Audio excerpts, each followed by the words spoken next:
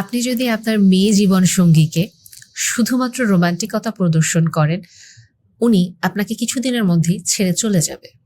এটা সত্যি কথা। উনি আপনার স্ত্রী হোক আর এমনি যদি ও ফিয়ান্সে হোক, যেই হোক না কেন।